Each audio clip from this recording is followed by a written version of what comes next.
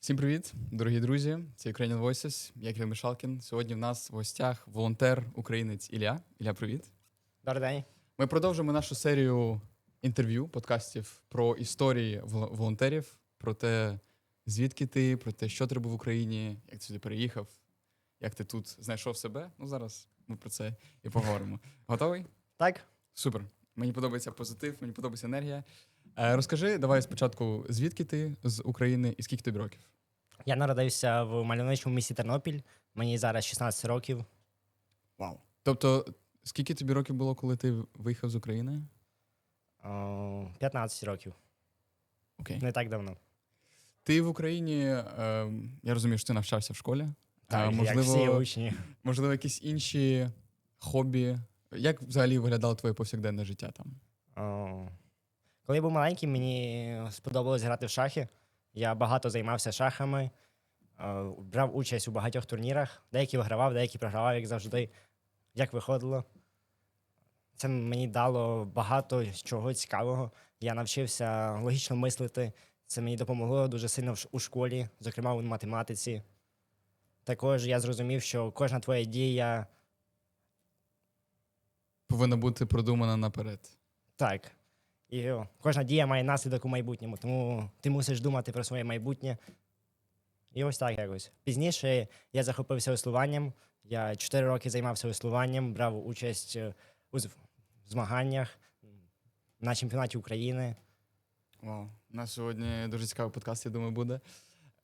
Коли ти був в Україні, от на той момент, що для тебе було найголовніше в житті? Це була сім'я, це була кар'єра, робота, хобі. Що це було? Це була сім'я, я завжди ставив на перше місце також навчання і любив займатися спортом, як ви замітили. Я завжди мусив мати хобі, щоб займатися чимось, щоб було цікаво. Там я знайшов своїх друзів, з якими я проводив дуже багато часу, бо тренування займають велику частину життя. Окей. Я пропоную тоді перейти до частини, коли почалася повномасштабна війна. Як ти дізнався про те, що почалося? Насправді це була важка ніч для мене. Я прокинувся в годині 4 ночі, моя мама була стривожена. Я взагалі не зрозумів, що сталося. Мама каже, почалась війна, ми мусимо виїжджати з домівки. Ми пішли, склали першу допомогу, що з собою потрібно взяти, прочитали про це. Потім пішли в магазини, докупили те, чого не вистачало. І поїхали до своїх родичів. І під час тривоги сиділи у підвалі, як я думаю, і всі. Проводили деякі ночі у підвалі. Цей день дуже сильно змінив моє життя, бо до того життя було ніби безтурботне, спокійне. А в цю ніч я пережив дуже великий стрес, я не розумів, що відбувається. Це було дуже страшно. Я думаю, всі українці це відчули. Це змінило життя багатьох людей в Україні. Чи думав ти взагалі, що це можливо, що почнеться така війна повномасштабна? Я думав, що, можливо, буде якась економічна війна, щось з комп'ютерами зв'язане, але я не уявляв, що у 21 столітті в центрі Європи може відбутися справжня війна з тривогами, з бомбами над головою. Я не міг собі такого уявити. Коли ти приїхав сюди з сім'єю? Так. Коли ви вирішили взагалі поїхати з України? Спочатку я був зі своєю командою з веслування в Естонію. Ми там були хороші умови проживання, ми тренувалися. Ми там побули місяць-два. І в нас була всіх надія, що війна скоро закінчиться, що все буде добре. Ми хотіли в це вірити. Були новини, що, можливо, скоро закінчиться. Ми повернулись в Україну, але, на жаль, цього не сталося. Я пожив деякий час в Україні з надією про мир. Але пізніше мені надоїли в цей стрес, ці вічні тривоги, недосипання, і я вирішив покинути Україну і приїхати сюди. Тобто ти був в Україні, поїхав в Естонію, Так. Побув там, приїхав В Україну назад, і зараз я тут. Зараз в Бельгії. Чому Бельгія? Чому Бельгія? Я довго думав, яка країна, але тут у мене був один знайомий моїх батьків. І ми з ним списалися, він сказав, що поможе з житлом перший час, з документами, і ми вирішили їхати сюди. І ви приїхали одразу до Брюсселю? Чи Так, одразу до Брюсселю. коли ви сюди приїхали, Я розумію, що це зовсім інша країна, зовсім інші люди. Які в тебе були перші враження від того, що навколо? Перші враження я був досить здивований, тому що це була дуже велика зміна в моєму житті. Я ділю життя на першу частину і другу частину. Перша частина це до війни, коли життя було спокійним досить. І друга частина це постійний стрес, неусвідомлення майбутнього. Це було насправді важко. Я приїхав сюди, я був здивований, тому що тут дуже мультинаціональна країна, різні люди, а також інша мова, що було для мене дуже складно. Я дуже стресував через це, тому що я не можу вільно спілкуватися з однолітками, які є тут. Але, на щастя, тут було дуже велике українське ком'юніті, таке як українська суботня школа. На третій день я вже туди пішов, почав комунікувати з українцями, зустрів перших друзів. І потім я прочитав про Ukraine Voice, сюди прийшов. Це було класно. Тобто, я так розумію, що ти дуже швидко адаптувався, Так, я інтегрувався розумів, що немає часу гаяти свій час, що треба щось робити, тому що нова країна, не треба опускати руки, не треба стресувати. Бо я розумів, якщо я залишусь вдома, я почну стресувати, я впаду в депресію і я нічого не зможу зробити. І я вирішив, що потрібно діяти, потрібно шукати нові можливості і не стояти на місці. Супер. Насправді дуже, дуже круто, що багато людей справді сидять вдома, думають, що прийде час щось робити. Так. У мене буде таке питання, які були, я сподіваюся, я не сподіваюся, я думаю, що в кожного є труднощі, коли вони приїжджають до нової країни. Які для тебе були основні труднощі тут? Для мене була одна з найбільших труднощів – це мова, тому що я пішов на веслування тут, і там були мої однолітки, але я не міг з ними вільно спілкуватися. Я просто з ними тренувався, я хотів з ними спілкуватися, дізнатися про країну, про культуру. Я цього не міг вільно зробити, тому що мова, мовний бар'єр. Окрім мови? Окрім мови, не можу пригадати ще якихось труднощів. Потрібно йти далі, не переживати ці труднощі, боротися з ними. Для мене не було великих труднощів. Якщо порівняти, я розумію, що в тебе не було можливості прям поспілкуватися з бельгійцями або взагалі з іноземцями, які тут. Якщо порівняти, чим взагалі відрізняється молодь отут в Бельгії і молодь в Україні? Коли я приїхав, мене здивувало те, що тут молодь більш відкрита, вона може робити все, що хоче. У нас в Україні більші рамки є, а тут люди могли сидіти. Я приїхав улітку, люди сиділи на бруківці, де хотіли, серед площі. Вони робили плюс-мінус те, що хотіли. Це мене здивувало. Тобто більш такі відкриті, більш так. свободні. Так, вони можуть говорити про все, що хочуть. Хто або що допомогло тобі інтегруватися в бельгійське суспільство? Насправді мені дуже сильно допоміг Ukraine Voice, тому що я почав тут ходити на мовні курси, на французьку мову, і це мені дало початок у вивченні мови. Як ти взагалі дізнався? Просто друзі? Друзі ком'юніті? розказали, знайомі. Я приєднався у телеграм-групу і там відкрив всі активності, що тут є. Я почав відвідувати багато освітніх активностей, психологічні активності також. І як ти, бо ти зараз волонтер, і Так. ти ведеш свою групу з шахмат тут, з шахів. Як взагалі це відбулося? Тобто ти сюди прийшов там вчити мови, просто бути учасником цієї штуки. Як ти став волонтером? На початку так, я сюди прийшов навчатися, але згодом я зрозумів, що мені Ukraine Voice дуже сильно поміг інтегруватись, і я хотів теж принести щось корисне, долучитися до цієї команди і допомагати дітям щось навчитися, розвиватися. І я вирішив, що я добре вмію грати в шахи, і я можу передати ці знання. Я проводжу шахові заняття і також міні-аматорські турніри. Тобто це була твоя ініціатива, ти прийшов, сказав, окей, я роблю це, давайте робити. Так. Вау. Я запропонував, Павло согласився, і у нас все вийшло. Супер, дуже, дуже круто. Тому приходьте на шахи в Ukrainian Voices. Що для тебе бути волонтером? Для мене бути волонтером – це в першу чергу приносити щастя, задоволення людям, які приходять сюди, бути комунікабельним, допомагати людям. Як ти взагалі вважаєш, я розумію, що волонтери вони дуже багато дають, але чи отримуєш ти для себе щось? Тобто емоційно, можливо, не емоційно. Так, я забираю для себе теж цінні аспекти, тому що я приходжу сюди і я розмовляю з учнями, зі своїми друзями вже. І вони мені також допомагають йти вперед. Я з ними проводжу гарний час, я навчаю щось, мені це подобається навчати, грати з іншими людьми в шахи. Це приносить мені задоволення. Кожну п'ятницю і суботу приходжу сюди з ентузіазмом, з захопленням того, що я зустрінуся, я покажу щось, я пограю у шахи. Тобто є оцей момент, що ти даєш, і ти отримуєш теж Так. цю енергію, цей фідбек. Круто. Можливо, якісь історії або моменти з твого волонтерства, які тобі запам'яталися найбільше? Я зараз не можу пригадати таких моментів.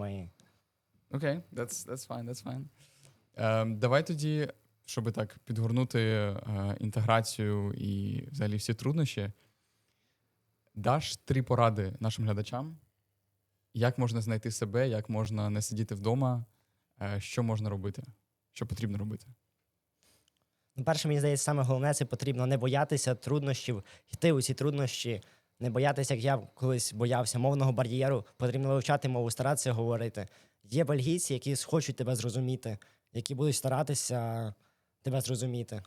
І це не проблема, я вважаю. Також друга порада – це потрібно щось робити, щось думати, мати якесь бажання в житті і йти до нього по чуть-чуть. Тому що якщо сидіти вдома без бажання, це ні до чого не приведе. І третя порада – вчити мову. Супер. Ні, насправді це дуже важливо тут без мови. А ти коли приїхав сюди, ти розмовляв англійською? Я розмовляв трішки англійською. Мені це помогло. Але рівень був не сильно достатній, щоб вільно розмовляти. Розумію. На даний момент для тебе Бельгія. Ти вже скільки років в Бельгії? Тільки 1 рік 1 і рік. пару місяців. Ти би сказав, що це другий дім чи ні? Так, я можу сказати, що це вже мій другий дім, я тут адаптувався, я тут живу, я ходжу в школу, маю друзів, маю шахи. І я тут живу вже певний період. Так. Ти сумуєш за Україною? Я сумую за Україною, за своїми родичами, за тим, що я мав в Україні. Але я розумію, що обставини такі, що треба жити далі, не зупинятись. Як змінилося взагалі твоє життя? Ну, от якщо ми там розмовляли про повсякденне життя в Україні, якщо порівняти з повсякденним життям зараз, тут в Бельгії, як воно змінилося? Найбільше, за чим я сумую, це за своїми родичами, тому що я їх в Україні міг відвідувати, ходити до них в гості. Тут у мене такої можливості немає. І ще що змінилося. У мене менше стало активностей тут, бо в Україні я будував це все, я знаходив щось, що мені подобається. Тут це трохи змінилося, але появилось багато чого нового, цікавого. Ти тут пішов у школу? Так, я тут ходжу у школу. І як тобі, якщо порівняти взагалі систему, взагалі, як це відбувається, які основні різності? Мені здається, тут вони вивчають менше матеріалу, але вони вивчають щось більш точне, що потрібно зразу для професії. У нас в Україні це як загальна школа йде, а тут вони більше звертають увагу на технічні аспекти. Те, що тобі може пригодитися в житті. Якщо не помиляюсь, в школах тут можна обирати опції Так. предметів, які можна вивчати. В тебе теж. У мене є таке, але насправді я туди попав випадково. Але мені вона більш-менш подобається. Це комерція і маркетинг. Непогана опція. Але мені здається, тут ще в Бельгії початкове навчання, база в них слабша, ніж в Україні. У нас більше дають знання і більше діти вивчають. Як ти бачиш взагалі своє життя через 5 років? Через 5 років. Я вважаю, що я тут поступлю в університет, буду навчатися в університеті і далі будувати свою кар'єру тут у Бельгії, напевно. Можливо, якщо війна закінчиться, будуть всі можливості, я повернусь в Україну. Якщо зараз обирати, ти би обрав навчатися в університеті тут чи в Україні? Зараз я планую поступити в університет у Бельгії. Теж маркетинг, щось бізнес. Ну, щось з математикою, напевно, зв'язано.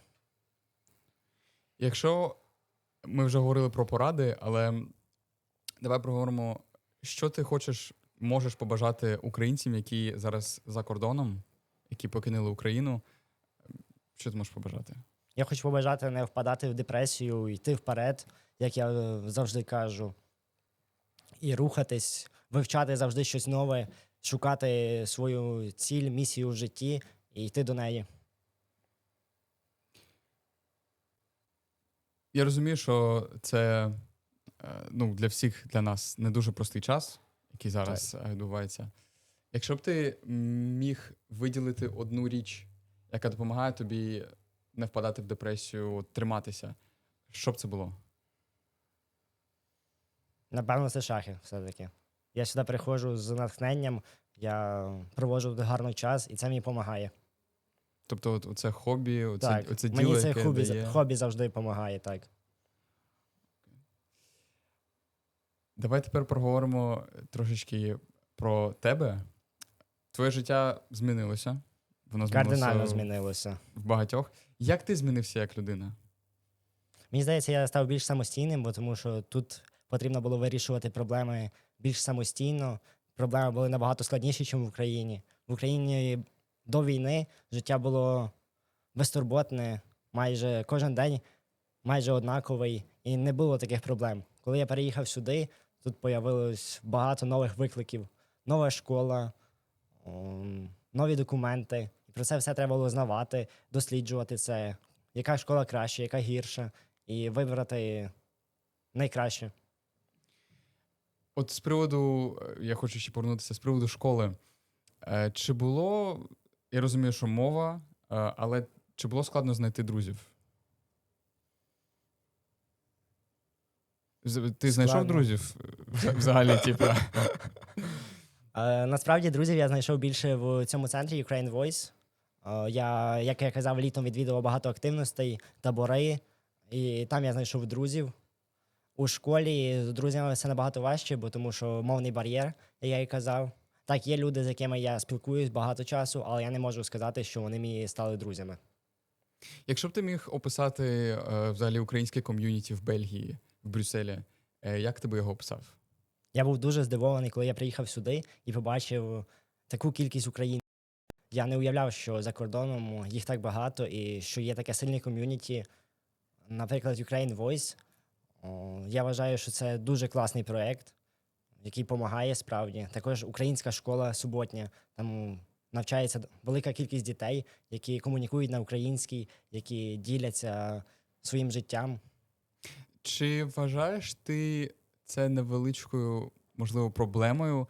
Те, що українці, вони дуже стараються комунікувати тільки з українцями, коли є можливість піти зустріти іноземців, трошечки обмінятися культурами. Тобто, не вважаєш ти, що українці трошечки замикаються між собою в Бельгії, в Брюсселі?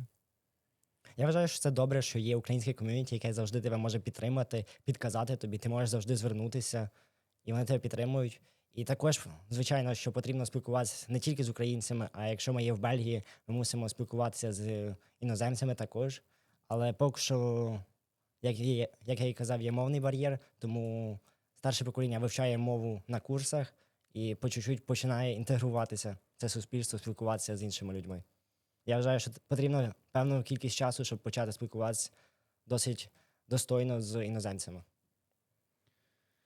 Ілля, це були всі питання, але пропоную, якщо ти ще хочеш щось додати про те, можливо, про що ми не говорили. Камера твоя, і, можливо, про шахи теж додай. Промоція невелика. Ну що, шахи в п'ятницю на 5 годину до 8. В суботу також на 5 до 8. Я вас всіх запрошую.